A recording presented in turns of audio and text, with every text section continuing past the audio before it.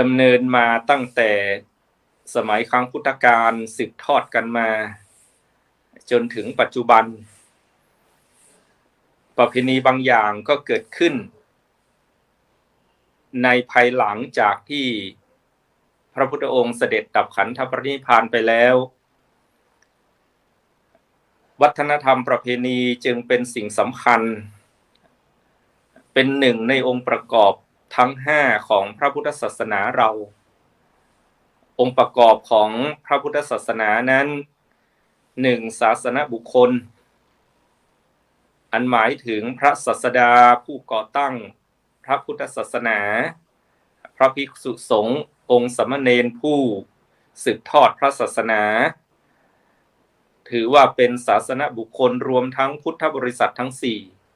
2ศาสนธรรมคำสั่งสอนของพระพุทธเจ้าของพระสาวกเรียกว่าศาสนธรรมคำสั่งสอนในพระพุทธศาสนาเรา3ศาสนสถานสิ่งก่อสร้างวัดวาอารามที่จำเป็นต่อการปฏิบัติศาสนกิจที่จำเป็นต่อการประพฤติปฏิบัติธรรมของพุทธบริษัททั้ง4และ4ศาสนวัตถุรูปเหมือนรูปเคารพ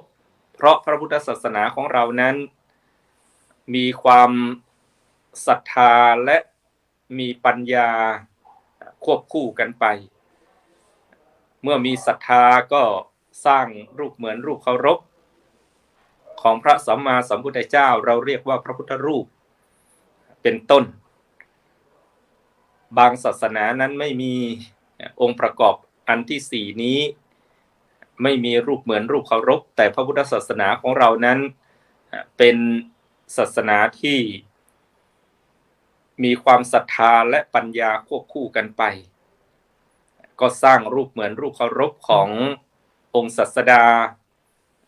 ปัจจุบันนี้ก็มีของพระเถราจารย์อันนี้เป็นองค์ประกอบของพุทธศาสนาเราส่วนประการสุดท้ายก็คือศาสนพิธีกรรมทางพระพุทธศาสนาซึ่งก็รวมกันเป็นองค์ประกอบของพระพุทธศาสนาทั้ง5ประการเมื่อพระพุทธเจ้าเสด็จดับขันธปรินิพพานไปแล้วอาจจะมีพิธีกรรมที่เพิ่มเข้ามาเติมเข้ามาจนทำให้แก่นของศาสนพิธีนั้นลืมเลือนไปลบเลือนไปเพราะฉะนั้นครูบาอาจารย์ท่านจึงกล่าวเตือนสติคนรุ่นหลังว่าพิธีกรรมต้องนำไปสู่พิธีธรรมไสยศาสตร์ต้องนำไปสู่พุทธศาสตร์โหราศาสตร์ต้องนำไปสู่กรรมศาสตร์ธุรกิจต้องนำไปสู่ศาสนกิจทุนนิยมต้องนำไปสู่บุญนิยมเพราะฉะนั้นในพระพุทธศาสนาเราเป็นศาสนาแห่งปัญญาเราก็ต้องนำเอาพิธีกรรมที่เราประพฤติปฏิบัติในแต่ละวันนั้นไปสู่พิธีธรรมก็คือให้เห็นปริศนาธรรมให้นำเอาธรรมะที่อยู่ในพิธีกรรมต่างๆไม่ว่าจะเป็นวันมหาปวารณาของพระสงฆ์วันออกพรรษาวันเทโวโรหณะหรือประเพณีพิธีกรรมทอดกฐินในปัจจุบันนี้ไม่ว่าพิธีกรรมนั้นจะเกิดขึ้นที่ไหนเมื่อไหร่เราก็ต้องให้นำไปสู่พิธีธรรมต้องนำเอาธรรมะในพิธีกรรมนั้นมาประพฤติปฏิบัติไสยศาสตร์ที่ทุกคนบอกว่าเป็นศาสตร์ที่ขวางต่อการบรรลุธรรมสังคมไทยเราเป็นสังคมที่มีความละเอียดอ่อนรับเอาทุกศาสตร์มาประยุกต์ประสานกับพระพุทธศาสนาอาจจะทำให้ เกิดการสับสนของผู้คนที่ไม่ได้ศึกษาพระพุทธศาสนาไสยศาสตร์เราก็ต้องนำไปสู่พุทธศาสตร์ก็คือนำเอาพระพุทธศาสนาของเรานั้นมาอธิบายมาเป็นจุดยืนของสังคมให้ได้โหราศาสตร์ต้องนำไปสู่กรรมศาสตร์โหราศาสตร์เป็นศาสตร์ของการทำนายทายทักดวงดาวฤกษ์ยามแต่พระพุทธศาสนาของเรานั้นเป็นศาสนาที่เชื่อในกฎแห่งกรรมชีวิตเราจะเป็นอย่างไรอยู่ที่เราได้ทำอะไรเราก็ต้องนำไปสู่กรรมศาสตร์กายกรรมกายทำดีวจีกรรมปากพูดดีมโนกรรมใจคิดดีก็จะนำไปสู่ทุกอย่างในชีวิตของเรานั้นมีแต่ดีเพราะฉะนั้นโหราศาสตร์ก็ต้องนำไปสู่กรรมศาสตร์ต้องประพฤติปฏิบัติเชื่อมั่นในกฎแห่งกรรมเราทำอย่างไรชีวิตเราก็เป็นอย่างนั้นธุรกิจต้องนำไปสู่ศาสนกิจญาติโยมสาธุชนทำธุรกิจเงินเป็นต้นทุนทางธุรกิจส่วนต้นทุนชีวิตของเรานั้นก็คือธรรมะคุณงามความดีบุญกุศลจะเป็นต้นทุนเพราะฉะนั้น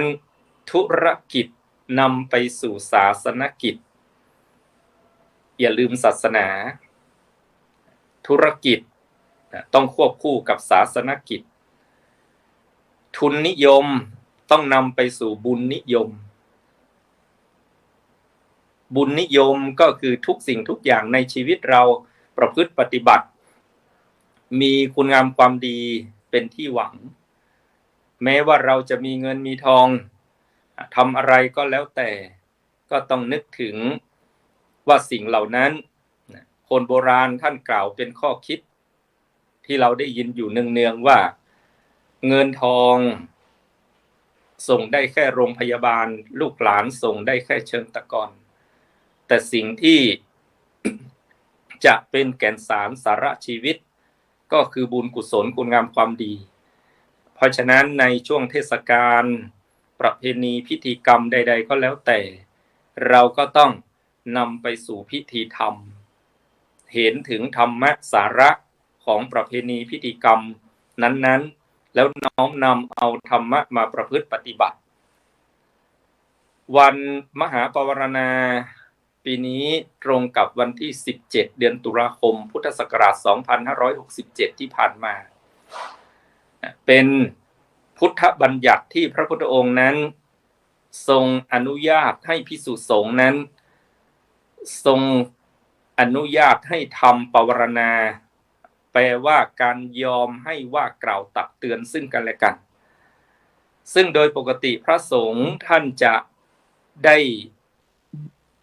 ลงอุโบสถแล้วก็ฟังพระปฏิโมกข์ทบทวนศีลของภิกษุ227ข้อทุกวันขึ้น15ค่ำแรม14หรือ15ค่ำของทุกเดือนนั่นเท่ากับว่าเดือนหนึ่งจะลงฟังพระปฏิโมกข์ร่วมกันอยู่2ครั้งปัก1ก็1ครั้งปีหนึ่งมี12เดือน12คูณ2ก็24ครั้งจะต้องฟังปฏิโมกข์ก็คือทวนศีล227ข้อแต่มีอยู่ครั้งหนึ่งวันหนึ่งในรอบปีก็คือวันมหาปวารณาขึ้น15ค่ำเดือน11หรือถ้าเป็นเดือนล้านนาก็เดือนเกี่ยงเหนือพระสงฆ์ทั้งหลายก็จะหยุดการฟังปฏิโมกข์1วันในรอบปีก็จะมีการมหาปวารณาก็คือทำพิธีปวารณาว่ากล่าวตักเตือนซึ่งกันและกันในวันที่สาธุชนญาติโยมเข้าใจว่าเป็นวันออกพรรษานั่นแหละแต่จริงๆวันนั้นเป็นวันมหาปวารณาของพระสงฆ์เป็นพุทธบัญญัติ ที่พระพุทธองค์นั้นปกติเห็นความสำคัญของการทบทวนศีลของภิกษุเรียกว่าการฟังพระปฏิโมกข์ในรอบปีก็มีฟังเดือนละ2 ครั้ง12 เดือนก็24แต่1 ครั้ง1 วันในรอบปีคือวันมหาปวารณาขึ้น15 ค่ำเดือน11หรือเดือนเกียงเหนือนั่นแหละให้หยุดการฟังพระปฏิโมกข์แล้วก็ทำมหาปวารณาคือการออกปากให้ภิกษุอื่นว่ากล่าวตักเตือนกันได้เสมือนกับว่าการทำมหาปวารณาของพระสงฆ์ที่ญาติโยมเข้าใจว่าเป็นวันออกพรรษาเป็นความสำคัญเทียบเท่ากับการฟังพระปฏิโมกข์ในรอบปีก็ให้มี1 วันสาระสำคัญของการปวารณาคือการออกปากให้ว่ากล่าวตักเตือนกันนั้นเพื่อสร้างความสามัคคีในหมู่สงฆ์เพื่อป้องกันการบาดหมางรอยร้าวในการอยู่ร่วมกันและเป็นการสมานความแตกแยกในสังคมสงฆ์มาตั้งแต่ครั้งพุทธกาลมันมีต้นเหตุต้นบัญญัติก็คือภิกษุสงฆ์กลุ่มหนึ่งจำพรรษาที่แคว้นโกศลเมืองสาวัตถีในครั้งพุทธกาลพอจำพรรษาก็ทำกติกากันว่าเราจะอยู่กันด้วยการไม่พูดไม่คุยเพื่อประพฤติวัดปฏิบัติธรรมอย่างเคร่งครัดใช้สัญญาณในการอยู่ร่วมกันก็คือการตีระฆังจากทำวัดก็ตีระฆังก็เป็นอันรู้กันไม่พูดไม่จาตลอดพรรษา3 เดือนพอออกพรรษาแล้วก็มาเข้าเฝ้าพระพุทธองค์พระพุทธองค์ก็ทรงตรัสถามว่าพวกท่านอยู่กันด้วยความผาสุกอยู่หรือภิกษุกลุ่มนั้นก็ทูลพระพุทธองค์ว่าอยู่ด้วยกันอย่างผาสุกพระพุทธองค์ก็ทรงถามว่าอยู่ด้วยกันแบบไหนจึงเรียกว่าอยู่อย่างผาสุกก็กราบทูลพระพุทธองค์ว่าประพฤติวัดปฏิบัติอย่างเคร่งครัดตลอดพรรษา3 เดือนไม่พูดไม่กล่าวไม่สนทนากันพระพุทธองค์ก็ทรงตำหนิว่าการอยู่กันอย่างนั้นไม่ควรเลยเพราะการอยู่ร่วมกันจะต้องมีการสนทนาว่ากล่าวตักเตือนบอกธรรมซึ่งกันและกันแล้วพระพุทธองค์ก็ทรงบัญญัติให้มีการปวารณาในวันขึ้น15 ค่ำเดือน11หรือเดือนเกียงเหนือที่ญาติโยมพูดกันชินปากว่าเป็นวันออกพรรษาแต่จริงๆวันนั้นยังไม่ใช่วันออกพรรษาของพระสงฆ์วันออกพรรษาของพระสงฆ์ต้องอยู่อีก1 ราตรีก็คือแรม1 ค่ำเดือน11ปีนี้ก็ตรงกับวันที่18 เดือนตุลาคมการปวารณาซึ่งกันและกันของพระสงฆ์นั้นท่านมีภาษาบาลีว่าสังคัมพันเตปวาเรมิทิเถนะวาสุเตนะวาปริสังกายวาวัฏันตุมังอายัสสมันโตอนุกัมปังอุปาทายะปัสสันโตปฏิกริสามิแปลเป็นใจความภาษาไทยว่าข้าแต่พระสงฆ์ผู้เจริญข้าพเจ้าขอปวารณาคือขอออกปากให้ท่านตักเตือนข้าพเจ้าหากท่านเห็นก็ดีได้ยินก็ดีรังเกียจสงสัยก็ดี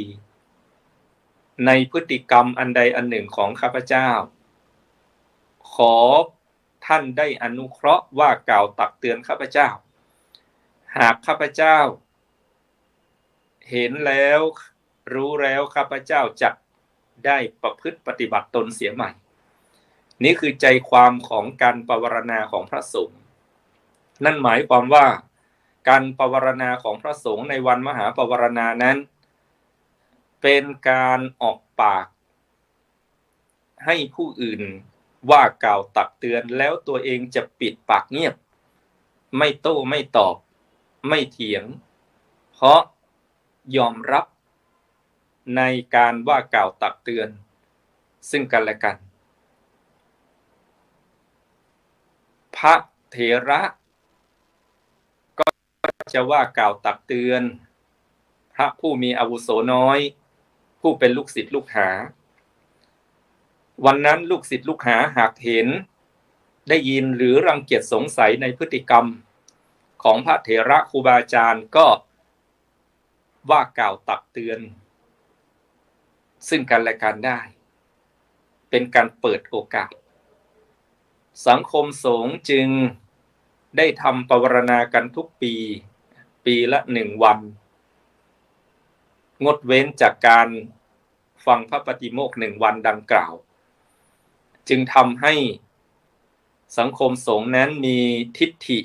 สามัญญตาคือความเห็นที่ตรงกันศีลสมัญญตาการประพฤติที่ตรงกัน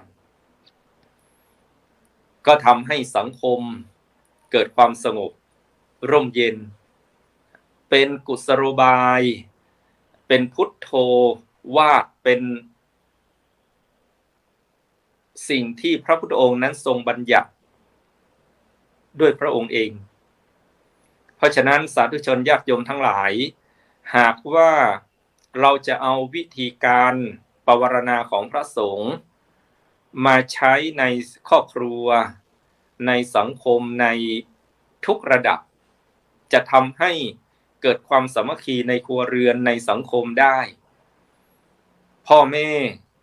ก็ต้องตั้งจิตอยู่ในใจเราว่าหากลูกหลานเห็นเราประพฤติไม่ดีได้ยินคนว่ากล่าวในการประพฤติของเราว่าไม่ดีหรือสงสัยว่าพ่อแม่ทำอย่างนี้ไม่ดีไม่ถูกเราก็เปิดใจรับฟังค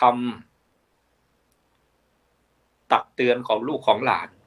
ต้องฟังซึ่งกันและกันครอบครัวก็จะอยู่มีความสุขผัวเมียก็เช่นเดียวกันใช้วิธีปวารณาของพระสงฆ์นี้ไม่ต้องออกปากก็ได้ทำในใจเราว่าต่อไปนี้ผัวจะตักเตือนอะไรเมียจะตักเตือนอะไรเราก็จะยอมรับฟังหากเราเป็นอย่างนั้นจริงๆเราก็ประพฤติปฏิบัติตนเสียใหม่ดังที่นักปราชญ์กวีท่านแต่งไว้ว่าเมื่อเขาด่าเขาว่าเราอย่าโกรธลงโทษเขาหากว่าเราไม่เป็นเช่นเขาว่าหากว่าเราเป็นเช่นดังเขาว่ามาก็อย่าโกรธลงโทษเขาเราเป็นเองก็คือมาปรับปรุงที่ตัวเองเพราะฉะนั้นชาวบ้านฟังเสียงบรรพชิตลูกศิษย์ฟังเสียงอาจารย์ลูกหลานฟังเสียงพ่อแม่ดีผู้น้อยฟังเสียงผู้ใหญ่ในสังคมไทยเราก็เป็นสังคมแห่งการเคารพผู้อาวุโสคือผู้มีอายุมากกว่าชาวบ้านฟังเสียงบรรพชิตฟังเสียงพระสงฆ์องค์เจ้าครูบาอาจารย์ฟังเสียงลูกศิษย์ฟังเสียงอาจารย์ลูกหลานฟังเสียงพ่อแม่เป็นธรรมเนียมของคนไทยเราแต่ถ้าจะดียิ่งขึ้นพ่อแม่ฟังเสียงลูกหลานครูบาอาจารย์ฟังเสียงลูกศิษย์บรรพชิตนักบวชฟังเสียงชาวบ้านต่างคนต่างฟังซึ่งกันและกันพ่อแม่ ก็ต้องฟังเสียงลูกหลานเพราะไม่มีใครที่จะอยู่ใกล้ชิดเรารักเราเท่ากับลูกกับหลานเราถ้าลูกหลานได้พูดอะไรเราก็ต้องฟังบ้างคนโบราณนั้นท่านบอกว่าพี่รู้สองน้องรู้หนึ่งพี่จะรู้มากน้องจะรู้น้อยแต่ปัจจุบันนี้พี่รู้สองน้องรู้สี่ใครมีดีเอามาแบ่งปันเฉลี่ยความฉลาดกันเพราะยุคสมัยมันเปลี่ยนไปเป็นสมัยของเทคโนโลยีครูบาอาจารย์ก็ต้องฟังเสียงลูกศิษย์หลายสิ่งหลายอย่างลูกศิษย์เขาหูตากว้างไกลกว่าปัจจุบันนี้หูทิพตาทิพสาธุชนทั้งหลายหูทิพก็คือมีโทรศัพท์ตาทิพก็มีวิดีโอมีทีวีเหมือนอย่างวันนี้อาตมาภาพกับผมแสดงทัศนะผ่านทางรายการธรรมรับอรุณเล่าเรื่องราวพระพุทธศาสนาด้วยธรรมะแทรกเข้าไปก็เหมือนคนมีหูทิพตาทิพอยู่ไกลกันก็สามารถเห็นกันได้สามารถได้ยินกันได้ผ่านโทรศัพท์ผ่านทีวีเพราะฉะนั้นพ่อแม่ฟังเสียงลูกหลานครูบาอาจารย์ฟังเสียงลูกศิษย์บรรพชิตฟังเสียงชาวบ้านวันมหาปรณาก็เป็นการฟังซึ่งกันและกันพอวันแรมหนึ่งค่ำเดือน11ตรงกับวันที่18ก็เป็นวันออกพรรษาพระสงฆ์องค์สามเณรอยู่จำพรรษาในอาวาสแห่งใดแห่งหนึ่งตลอดพรรษา3 เดือนประพฤติปฏิบัติธรรมอย่างเคร่งครัดเพราะออกพรรษาแล้วท่านก็จะเดินรอมแรมไปเผยแพร่พระพุทธศาสนา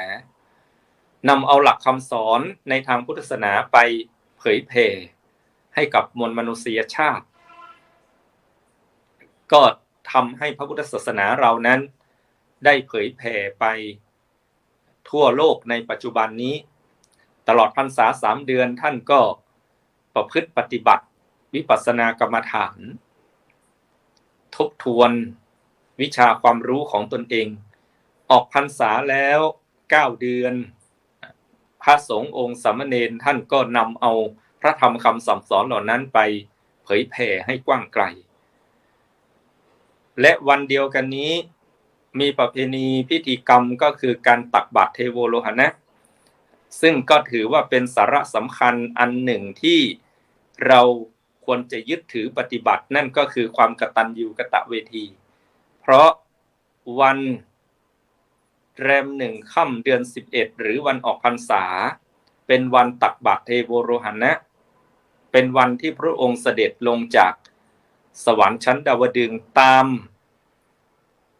ตำนานความเชื่อประเพณีในพระพุทธศาสนาว่าพระพุทธเจ้าทุกพระองค์นั้นจะต้องไปจำพรรษาสวรรค์ชั้นดาวดึงส์1 พรรษาไม่ใช่เฉพาะแต่พุทธเจ้าของเราพระองค์นี้เพื่อไปโปรดพุทธมารดาเมื่อพระองค์อยู่จำพรรษา3 เดือนไม่ลงมาบนโลกมนุษย์ทำให้ชาวพุทธนั้นมีความรักคิดถึงพระพุทธองค์อยากจะพบอยากจะเจออยากจะใส่บาตรพอพระองค์เสด็จลงจากสวรรค์ชั้นดาวดึงส์ก็จึงมีการตักบาตรรอรับพระพุทธองค์ที่เมืองสังกัสสนครจึงกลายเป็นประเพณีเทโวโรหณะก็คือวันที่พระพุทธเจ้าเสด็จลงจากสวงสวรรค์ชาวพุทธก็ไปรอต้อนรับใส่บาตรวันนี้ที่ว่าเป็นวันที่ระลึกถึงความกตัญญูกตเวทีนั้นเพราะพระพุทธองค์ของเราทำให้เป็นแบบอย่างพระองค์เป็นลูกกำพร้าตั้งแต่อายุ7 วันเสด็จแม่คือพระนางเจ้าสิริมหามายาธิวงคตจำหน้าแม่ยังไม่ได้ดื่มขีระน้ำนมแม่แค่7 วันแม่ก็สวรรคตพระพุทธเจ้าก็เป็นลูกกำพร้าตั้งแต่อายุ7 วันประสบความสำเร็จสูงสุดเป็นพุทธเจ้าเมื่อพระชนมายุ35 เผยแผ่พระพุทธศาสนาตั้งมั่นแล้วในพรรษาที่7คือพระองค์ทรงเจริญพระชนมายุได้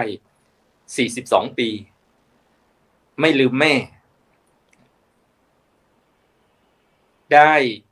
มอบภาระพระพุทธศาสนาให้พระสารีบุตรดูแลแล้วพระพุทธเจ้าเราก็เสด็จไปอยู่กับพระมารดาที่สวรรค์ชั้นดาวดึงส์3 เดือน42ปีไม่ลืมพระมารดาซึ่งเลี้ยงดูมาแค่7 วันก็เป็นแบบอย่างของเราชาวพุทธทั้งหลายมนุษย์ชาวโลกทุกคนว่าความกตัญญูต่อพ่อแม่ผู้ให้บังเกิดนั้นเป็นสิ่งสำคัญพุทธองค์ไม่ทรงลืมมารดาบิดาครูบาอาจารย์สมณาจารย์นักบวชคน3 ประเภทนี้พุทธเจ้าไม่เคยลืมนี้เป็นประเพณีของชาวพุทธและก็ตั้งแต่วันที่18 ตุลาคมคือแรม1 ค่ำเดือน11เป็นต้นมาจนจะไปสิ้นสุดในเดือน12 เพ็ญ12ก็คือวันลอยกระทงเป็นช่วงเทศกาลวันกฐินดังที่สาธุชนญาติโยมทั้งหลายได้ทราบกันเป็นอย่างดีทุกวัดก็จะมีกฐินอย่างท่านอาจารย์ผู้ประสานงานในการจัดธรรมรับอรุณของการเผยแพร่พระพุทธศาสนาเผยแผ่พุทธศาสนาออนไลน์นี้ท่านอาจารย์พระครูโสพลปริยัติท่านก็จัดการทอดกฐินในวัดของท่านที่อำเภอแพร่ที่จังหวัดแพร่ในวันพรุ่งนี้ก็คือวันที่27โดยมีครูบาอาจารย์ภิกษุสงฆ์ไปช่วยกันรับเป็นเจ้าภาพสาธุชนญาติโยมทั้งหลายก็สามารถร่วมอนุโมทนาบุญกับท่านผ่านช่องทางใดทำบุญออนไลน์ก็ได้เพราะฉะนั้นในวันนี้ขออำนวยอวยพรให้สาธุชนญาติโยมทุกท่านที่ได้สดับรับฟังรายการธรรมรับอรุณจงมีแต่ความสุขความเจริญด้วยอายุวันนะสุขภระปฏิภาณธนสารธรรมสารสมบัติสุขพิพัฒนมงคลด้วยกันทุกคนทุกท่านเทอญ